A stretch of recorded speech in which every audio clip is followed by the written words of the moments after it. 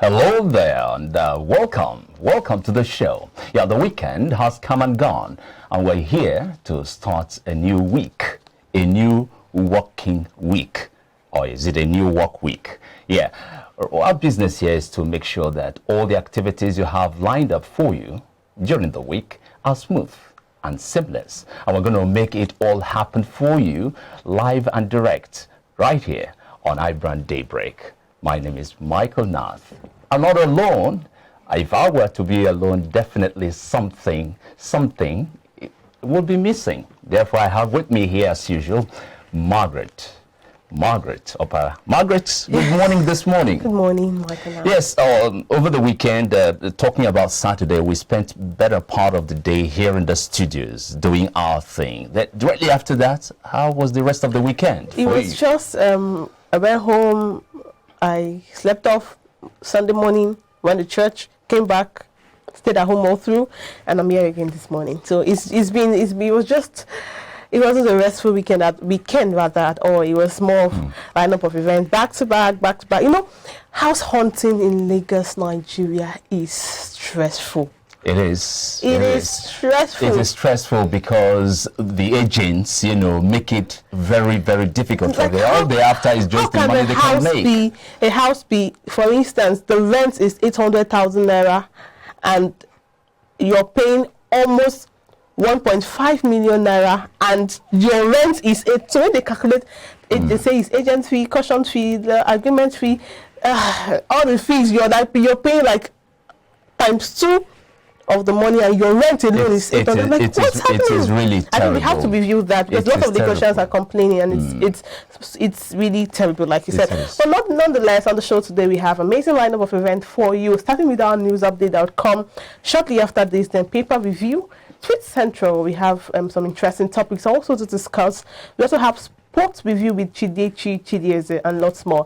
But before we go into that, please send in your thoughts on our social media while the topic is on. We want to hear from you and would love to read your comment. But first, we'll start with Michael will start with the news updates. Oh, sure. Right away. President Muhammadu Buhari has called on local leaders to advise the youths in their various domains against acts that can harm the country in any way, reacting to the attacks on communities and government facilities in parts of the country.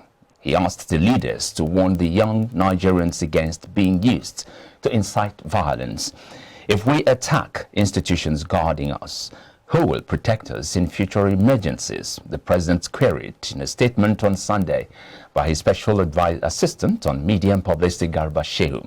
He also condoled with all those who had lost family members due to what he described as the madness going on in parts of the country.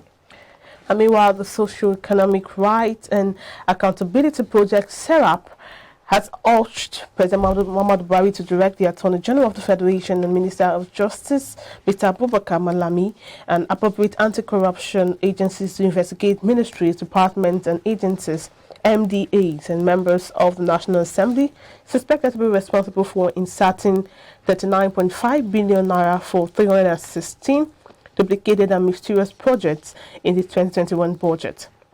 In a letter dated 8 May 2021, signed by SERAP Deputy Director Kolawole Oluwadare, the organization said the misallocation of public funds for duplicated and mysterious projects had seriously undermined the ability of the indicated MDAs and the government to ensure respect for Nigerians' human rights through developing and implementing well-thought-out policies, plans, and budgets.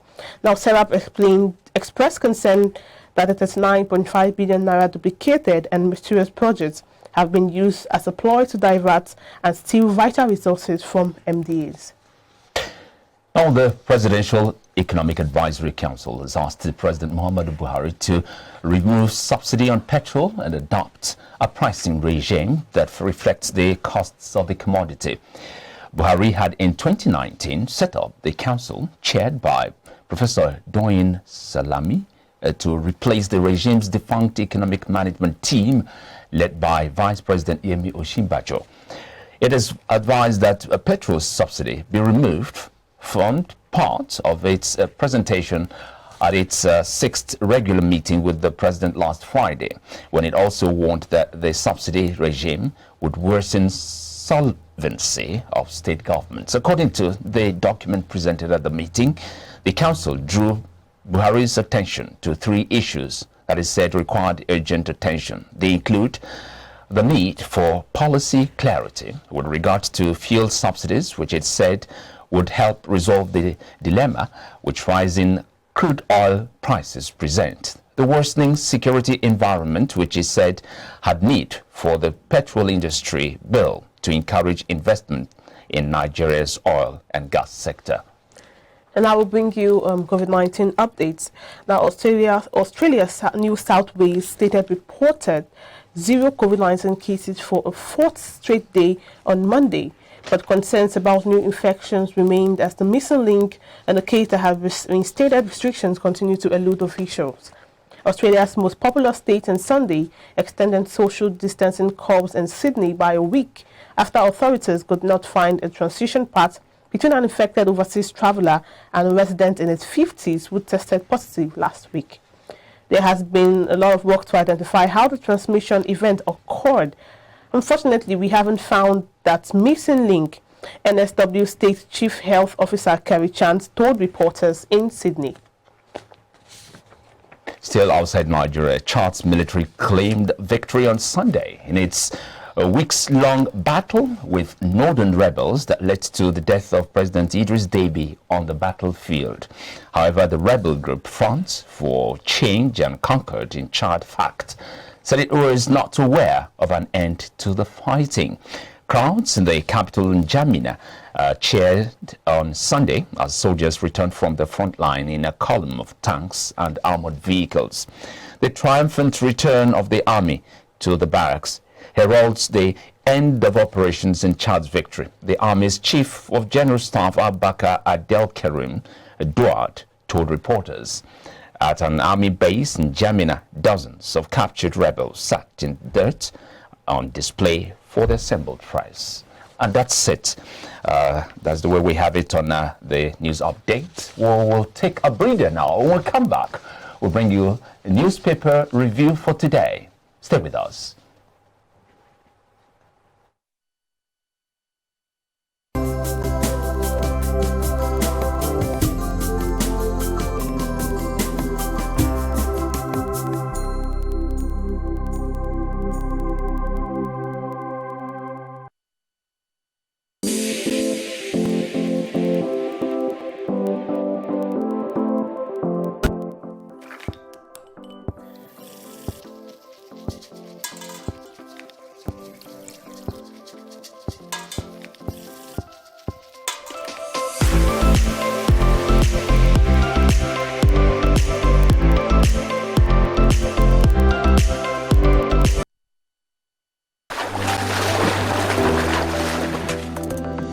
Powerful looks command respect, they say.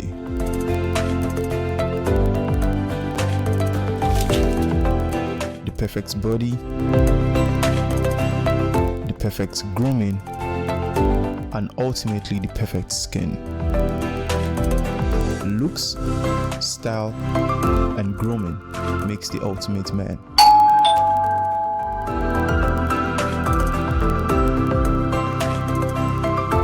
Found a ridiculously easy way to make my skin always feel epic.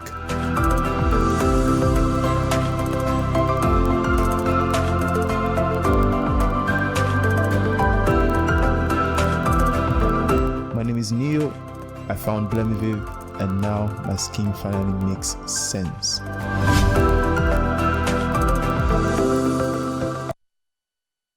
Swift Dry Cleaners Limited, professional dry cleaners, best in dry cleaning and laundry services, that meets the needs of our consumers. Yeah, Swift Dry Cleaners Limited. Swift Dry Cleaners Limited. Swift Dry Cleaners Limited. Swift Dry Cleaners Limited. Yeah, for clean wash and quick delivery. Yeah, Swift Dry Cleaners Limited. Swift Dry Cleaners Limited. Swift Dry Cleaners Limited. Swift Dry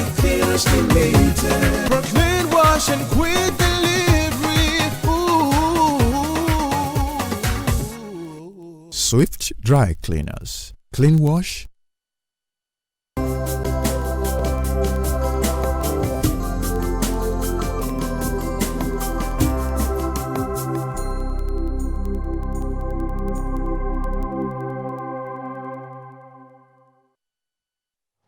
It's still Monday morning here on iBrand, and this is Daybreak. We're making it happen right away as we continue with review of today's Nigerian dailies. That's the stories making headlines there. We're kicking up with the Punch.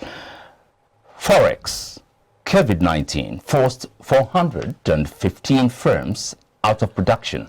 This is coming from MAN. Buhari plans Salah celebration in Vela, stops homage again. Trade deficit widens to $2.51 billion after border reopening. And the banner headline there, remove petrol subsidy. Economic Council tells Buhari, warns states. With riders there, subsidy makes investment in Nigeria's downstream oil sector unattractive. That's from Council. States may go bankrupt again. Capacity to service debt very weak, says LCCI. Down there, we have fire guts Lagos Church, Oshun Market. Chairs, freezers, sewing machines destroyed. Still on the Punch, we have more Nigerians set to trade cryptocurrency. CBN ban. Despite CBN's ban, this is coming from Paxful, and Niger villagers sacked by bandits among 15 victims of boat accidents. Let's stop it there as Margaret now continues with more. Margaret? Yes, please. We'll now go over to the Nation newspaper, and I'll start from the top to the bottom. The top says Adeboye's sons shave head to honor their brother. And divers recover 28 bodies after boat accident, 7 missing. Page 4 has the full story. And Nigeria to diversify forex with gold trading. Proposed APC constitution to reduce chair's power. And NDLEA arrest online drug seller after sting operation. And the top story there says gunmen kill policemen, 19 others in multiple attacks. Buhari, with writers saying, Buhari, killing of policemen puts us in danger. Rivers in search of stolen rifles. Akwa Ibom, Anambra, Kaduna, Katsina under siege. Truck laden with bullets held. And Oyo to pay 3.7 billion naira wage area to illegally sack council chiefs.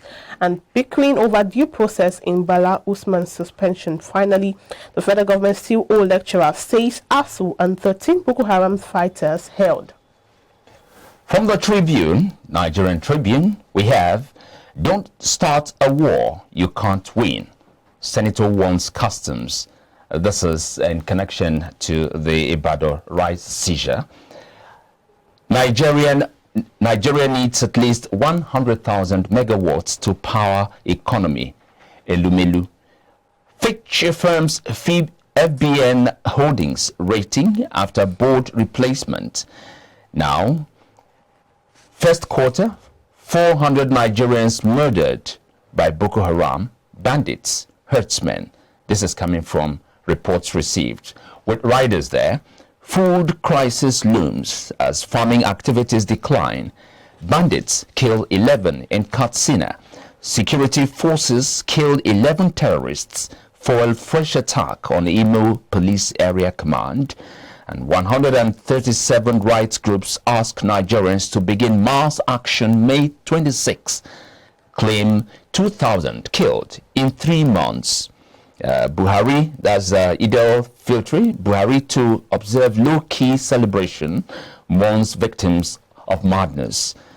Panic in Onitsha as truckload of live bullets falls, spills contents, and NDLEA busts online drug trafficking cartel, arrests 5 in Abuja last. Here is at Awolowo's 34th memorial anniversary. Politicians should not lie, make promises they won't fulfill. That was from Venerable Enike. All right, now we'll move over to the Guardian newspaper.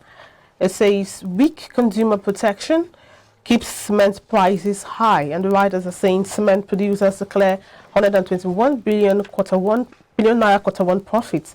FCCPC keeps mum despite consumer complaints, and LCCI blames input costs on inflation and forex.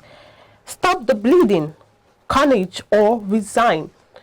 This is coming from the 127 CSOs to the President of Nigeria, and the threatening mass action boycott of May 29 Democracy Day activities. Gunmen invade police station in Abia, Akwa Ibom, kill 5 officers. Police begin search for stolen AK-47 rifles in Rivers State. Ammunition-laden truck involved in lone accident in Anambra State. And also, by the right, my right of the paper says bandits and strange disease kill 20 in Katsina and Kano. Page 5 of the Guardian has the full story. And gunmen kill monarch's wife-in-law in Kaduna State. You do not need foreign help to solve insecurity, South Korea advises Nigeria. And lastly, 60 federal government agencies failed to remit 3 trillion naira revenue in 6 years. Page 4 has the full story. Oh, Michael, I would like to pick from the Guardian that says, stop the bleeding, carnage or resign. 127 CSOs tells President Buhari. And one of the writers saying gunmen invade police station in Abia State and kill 5 others. And also, police begin search for stolen AK-47 rifles in Rivers State. How possible can this be? Yeah, mopping up illegal arms is not an easy task. This had happened on several occasions in the past, but we still have these arms, all over the place. So I think more definitely has to be done if this objective is to be achieved. Well, the question is, how did they get stolen? I think for things like this, we should guard them very well, because we can have AK-47 rifles they are stolen. Of course, people who are stolen those are those who use it for illegal activities. So it's more like creating more harm to our already harmful system. Yes, so definitely. Okay, well, because of lack of time, we would have talked more on this very topic, but because of lack of time, we'll take a quick break now. When we come back, we have our main topic of the day.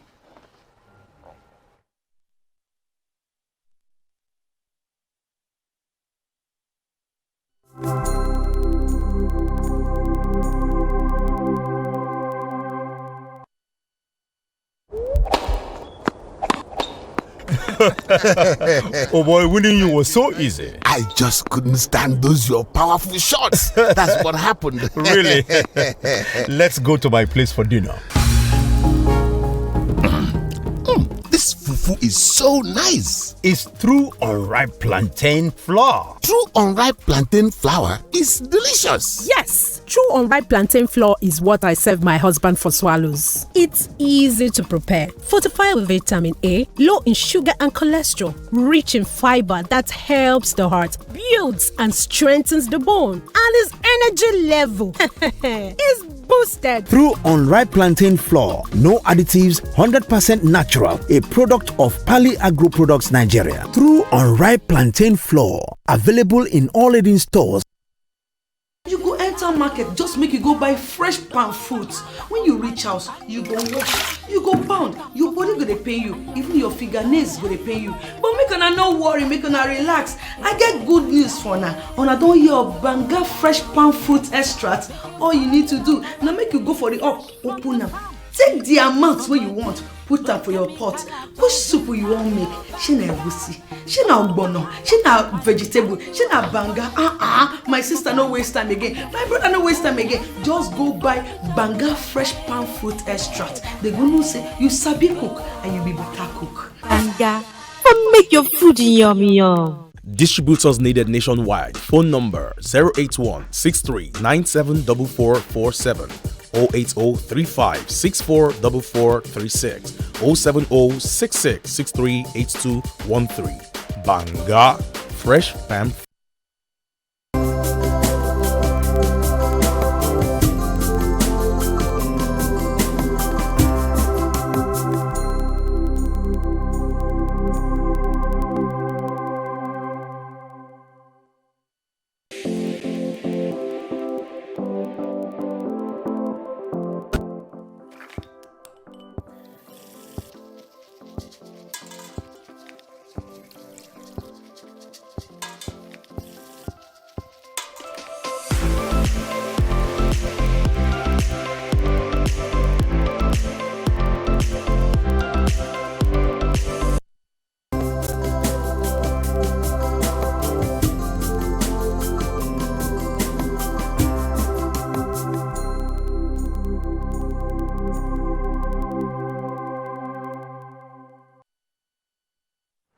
All right, many thanks for staying with us. This is iBrand Daybreak.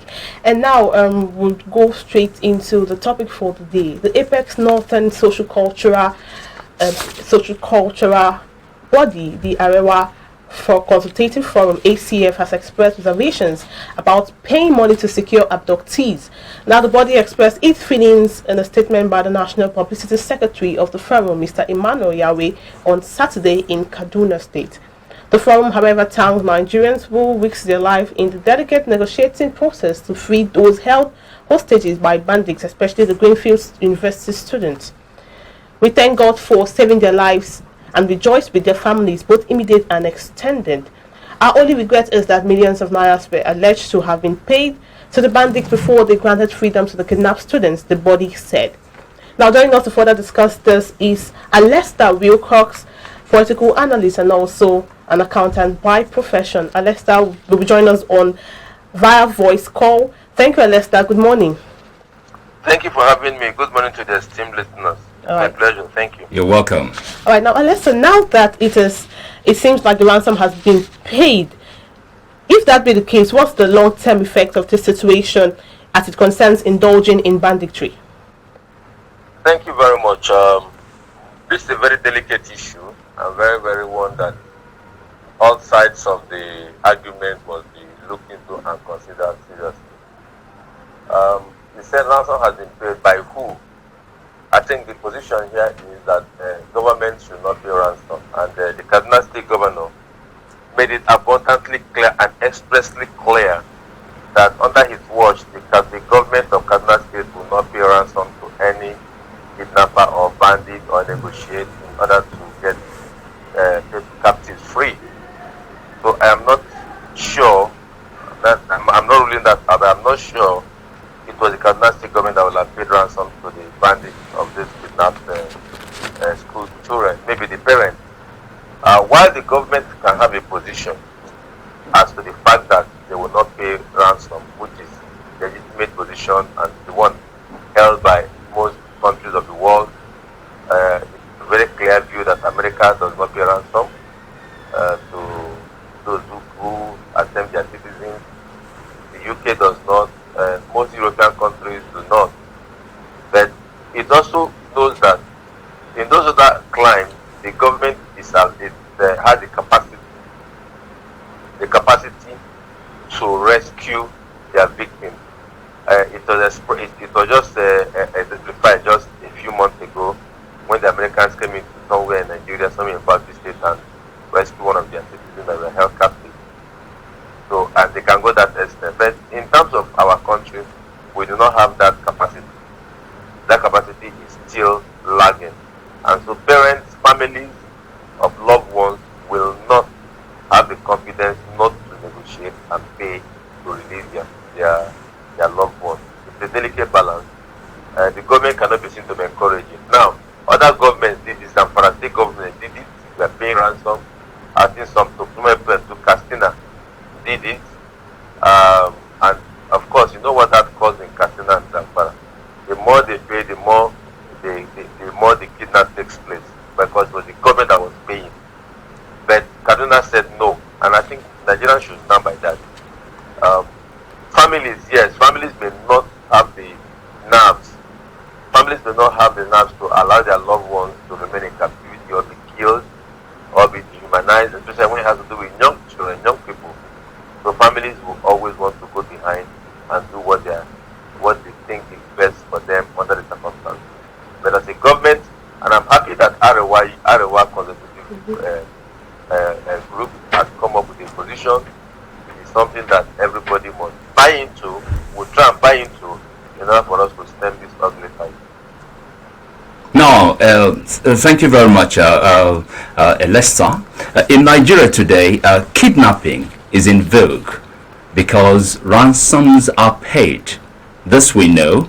We also know that if ransoms continue to be paid, kidnapping will continue, and not just continue, will grow and spread across the country the way it appears it's happening right now.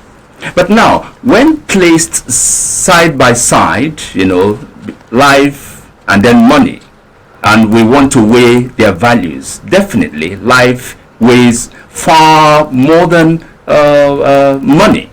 So can't we let go of money in order to save life?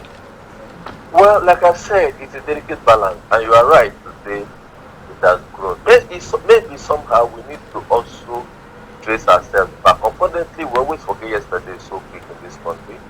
We are good at forgetting yesterday and just live on the rave of the moment. Kidnapping didn't start today, like you know. Kidnapping started 2004, where large scale kidnapping. And where did it start from? River State. When did they from River State? When the then Nigerian militant boys were in their game and they started kidnapping expatriates, started with kidnapping of expatriates. And at that time, huge sums of money were being paid. So people begin to say, is it government sponsored? Is there any connection between those in government and those that are doing this kidnapping? Because you hear 5 expatriates were kidnapped from either one or Uri or so. So it started really in the Niger Delta area. And of course, trust, and I have to be advisedly here, trust Igbo man. Whenever they enter the business, they take it to the next level. And then so when it spreads from the Niger Delta to the eastern part of the country, wow, it becomes an all-affair thing. So we must trace this history to the point that I understand, people were even kidnapping for 10,000 naira. People were organizing their own kidnapping because, like you said, yes, when you place life and money, value of life and money, of course, life outweighs money. Nobody wants even his child, no matter how useless that child is, to be kidnapped and kept in captivity. Nobody will. And if you say, I pay 20,000 naira, it was happening in the east far before now. Now it has crossed to the north because first it started with cattle rustling. Now the first kidnapping, the first major kidnapping in the north was the Chibok girls, and that was by the Boko Haram. Then the bandits started their own trouble in the northwest, and then the element of kidnapping now traveled to that aspect. Now you see, we have it, and because, like you said, because families cannot, it's impossible for families to say, I will not rescue my family.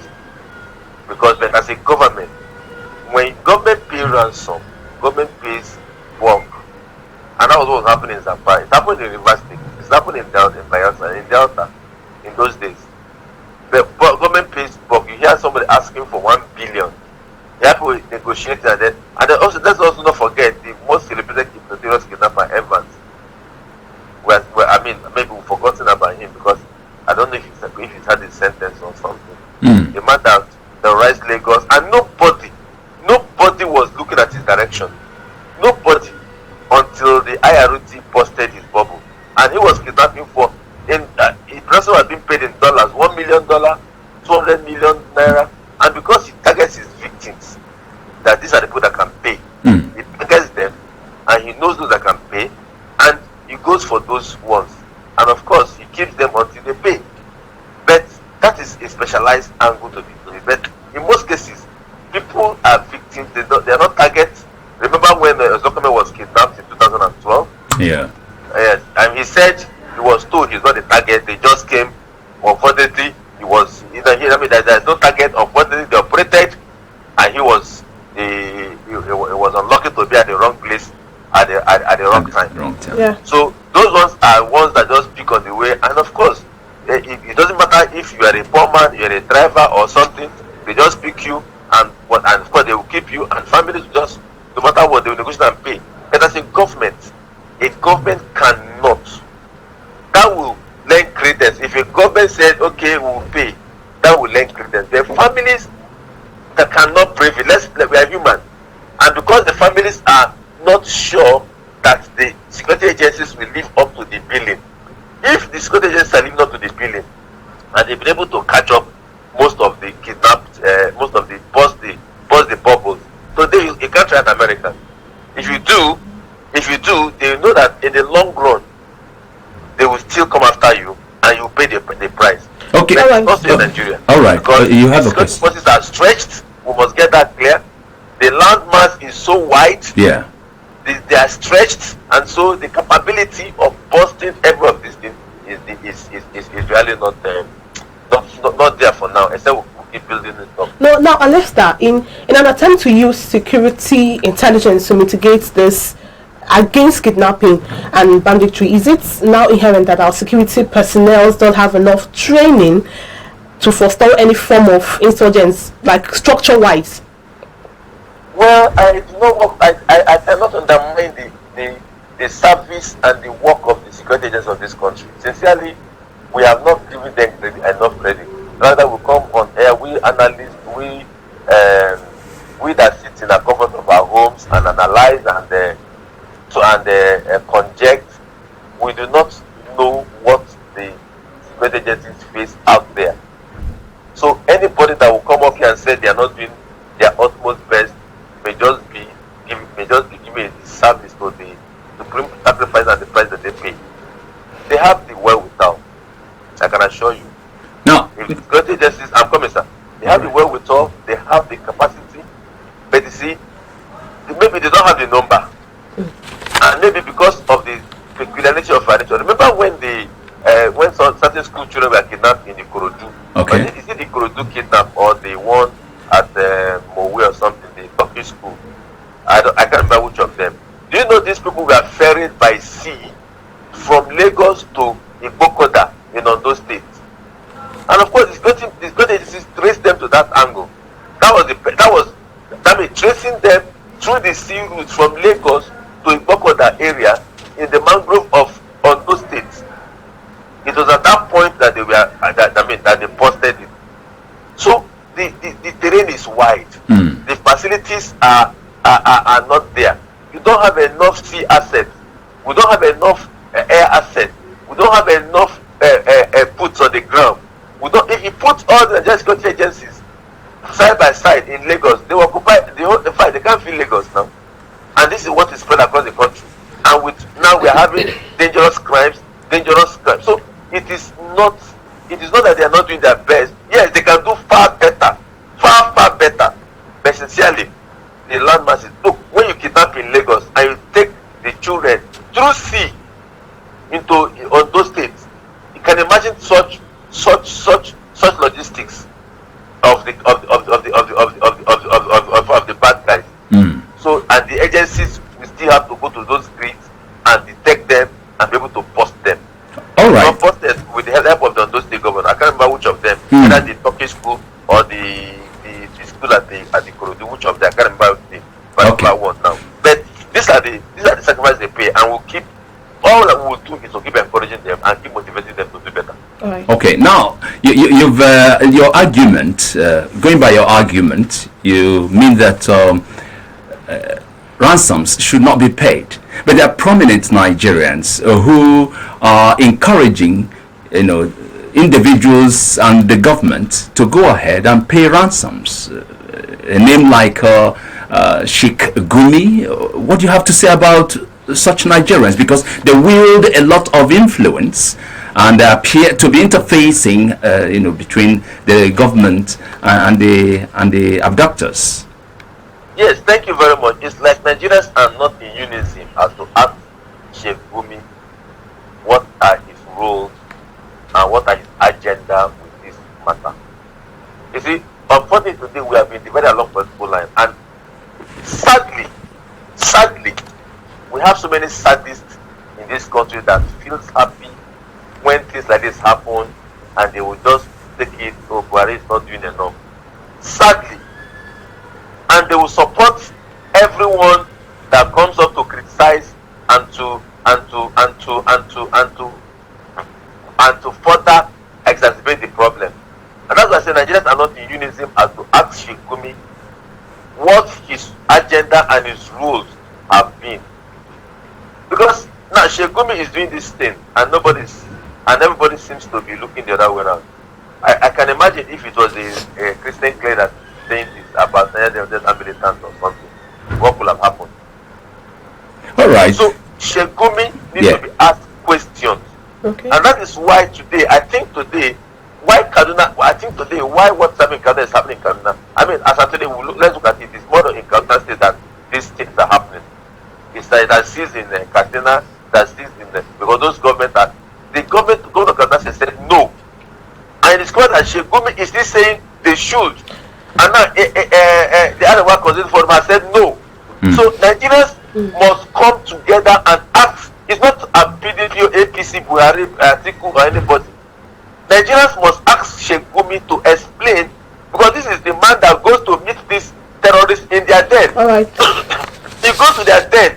The security agents don't know where they are. He knows where they are. He goes to meet them. He goes to share money with them, take photographs with them. It's all right. He must tell Nigerians sincerely. You between the media, we analysts, we must keep asking getting together to ask Shegumi. Okay. What is that agenda and what does he know about what is ravaging the country? Right, and until that questions are answered, I think we'll just be broken in the dark. Thank you so much, Alistair. We wished we could have a lot more. We could allow you to say a lot more, but for the sake of time, we do not have enough time to take this. But thank you, nevertheless, for joining us on the show today. Thank you. It's always my pleasure. I'm always available to talk about this country. God bless Nigeria. God bless Nigeria. And may God protect our troops. Amen. And to that. All right. Thank you so much, Alistair. All right, now that was Alistair Wilcox, a political analyst and also an accountant by profession. We'll take a short break now. Up next is Sports with Jidechi. For the sport lovers, please do not miss this one. Stay with us.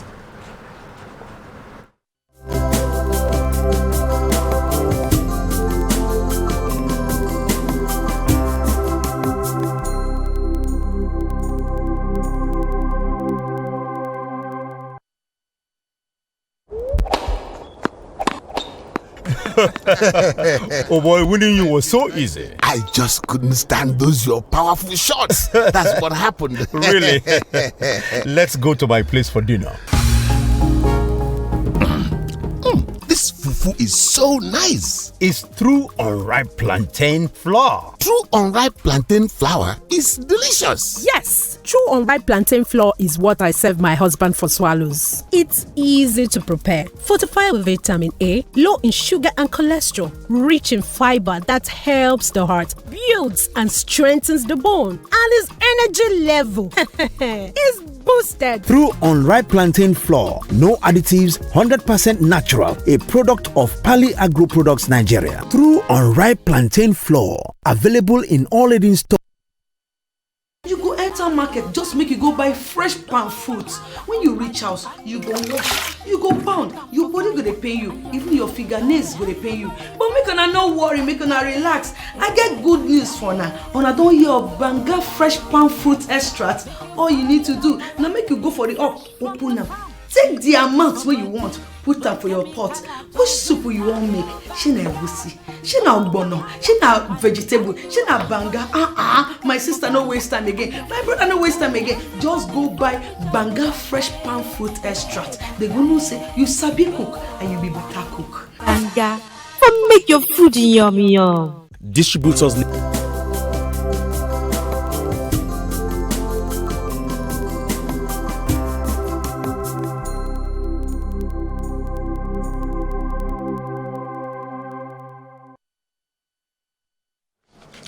You're welcome back to iBrand Daybreak. It's the Monday edition. If you're just tuning in, you've missed a large part of the segment. But nonetheless, never at the end of the day, before the day runs out, we'll have a repeat segment. And also tomorrow at 9 a.m. on the dot, we'll have a fresh episode you wouldn't want to miss.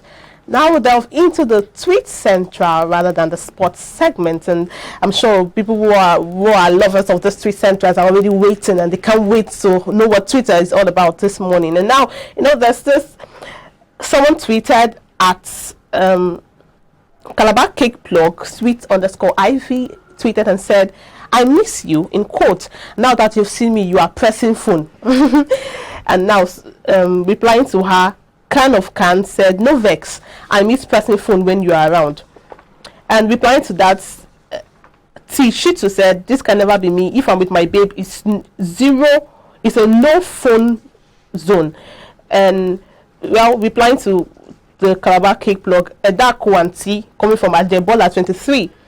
"You came late though, and besides, I was trying to jizz. How I miss yogurt. My phone fell into the ocean." Well, all of these are funny replies, but I think the point she was trying to make rather is the fact that people go on dates, or people see those that they claim to have missed, and while the person, for instance, I'm on a date with someone, and while I'm on the date with the person I claim to have missed or I came to see, I am pressing my phone. You know, there's this trend with young people. We are always on the phone, Michael. Every now and then, even on the road, you see a trader trying to get your attention, and you are on the phone, pressing your phone. So what do you have to say about this issue of phone pressing for young people? This phone, a lot of people out there have got so used, so addicted to their phones that they can't do without their phones. And in most cases, when they do this, they forget everything. They forget the world around them. It happens along the street. Some people listening to music, you know, with both of their ears plugged. They don't even hear the loudest noise. You know, for instance, a car coming from behind and stuff like that. Quite a dangerous thing there. Yeah. Now, if you're with somebody, for instance, you're on a date with an individual, and the individual is busy going through the phones and stuff, that shows that. It shows one thing. That phone, or whatever subject that individual is into at that moment, is placed higher or is more important to the individual than you. That's the other, talking about the other person around. So it is something we really have to differentiate between the time we do things with our phone and also attend to other important things around. You know, if I'm on a date and you are all over your phone, I'll take it that date is not important to you. Maybe I excuse myself out of the date and allow you press your phone, and when you're ready, you call me. That's if I would attend to your date again. Definitely, definitely. Okay, are we going Yes, we have to wrap up the segment. We are out of time. Yes, so okay, we can't close without doing the usual thing, which is a very important to this very segment, and that is talking about the quotes of the day. Trust yourself that you can do it and get it. Baz Luhrmann. And like the Bible says, he that is in me is greater than he that is in the world. The Bible has it there. And I'm sure if you go through the Quran, you could see a similar quote there saying the same thing. What are we talking about here? Believe in yourself. Have confidence in yourself.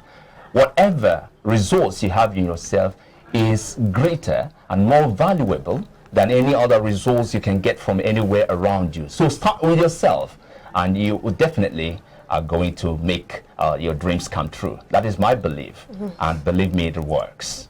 All right, Michael, you're beginning to take over the role of the motivational speaker now. But like I like to say that is a fact. Yeah, there's something I like to say. Nobody can be youer than you. Nobody can be you as much as you can be you. Nobody can love you more than you love yourself. Nobody can believe in you more than you believe in yourself. Nobody can be youer than you. On this note, wrap up the segment. Thank you all for joining us. Thank you for. Without you, I'd always say there's no iBrand Daybreak. Please join us tomorrow for another interesting segment. My name is Margaret Opara. Oh, sure. Tomorrow is another day.